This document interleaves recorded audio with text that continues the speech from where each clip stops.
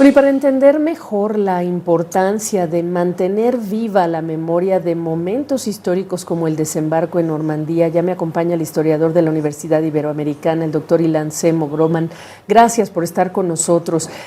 Habría entonces que empezar con esa pregunta. ¿Qué convendría recordar de lo que dejó este desembarco de Normandía que se ha olvidado, que no debemos olvidar? Bueno, antes que nada, convendría recordar el heroísmo de los soldados que desembarcaron en esas playas, que es algo que es el centro de lo que pasó ahí. En la playa de Omaha, los alemanes estaban muy, muy bien pertrechados. Como dijo el reportero antes, a pesar de los bombardeos que se les había infligido antes, etcétera.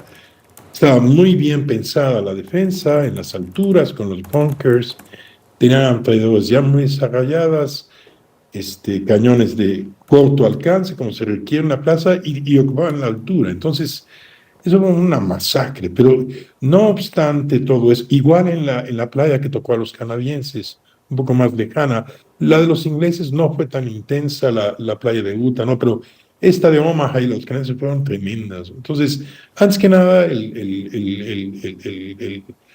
increíble capacidad de sacrificio de hombres jóvenes de Estados Unidos, de Inglaterra, de Canadá, que precisamente ofrendaron sus vidas para que la ofrendaron para liberar a Europa de uno de los poderes más terribles que ha dominado ese continente, que fue el nacionalsocialismo y las otras variantes del fascismo, como en Italia. Y recordar que lo que tenemos hoy en día, que la gente joven lo da por contado, garantías democráticas, economías más o menos solventes, costó sangre y más sangre y caídos y esfuerzos. Tan solo en ese desembarco se emplearon, si no estoy bien, 40,000 tipos de vehículos entre barcos, aviones, etcétera. Todo eso tuvo que ser producido con los impuestos de estos países, de la gente que da, no solo con los impuestos, sino con el trabajo, porque en esa época las fábricas tenían que reclutar gente para trabajar en ellas mucho más de 8 horas, Sí. a salarios muy bajos. Fue un sacrificio nacional. Es lo que tiene que recordar, que lo que se tiene hoy requirió de muchísimos sacrificios. Y esos soldados, esa gente que trabajó horas y horas en esas fábricas, se recibe salario para poder tener esos vehículos, eso no debe perderse la memoria.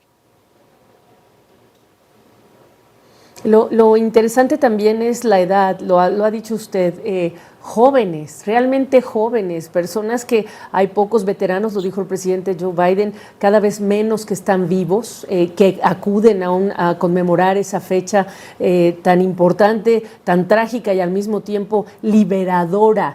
¿Qué aprendió Europa pasados estos 80 años, cuando además estamos hablando en momentos de elecciones al Parlamento Europeo, de una Europa dividida en términos incluso de valores? Yo creo que Europa aprendió muchas cosas. Europa aprendió antes que nada que el camino del fascismo, del nacionalsocialismo, es el peor de todos los caminos, que la instauración de regímenes totalitarios conduce inevitablemente a la autodestrucción y a la destrucción del otro. Esa es una de las grandes enseñanzas.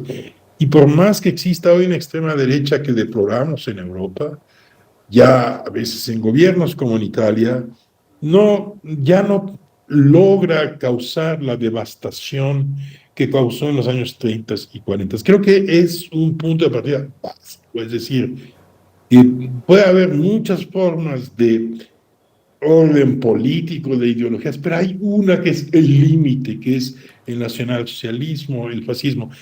Esperamos que Europa haya aprendido realmente para las próximas décadas, porque hay gérmenes de neofascismo en Alemania, hay gérmenes de neofascismo, pero esperemos que no pueda tener esos alcances, ¿no?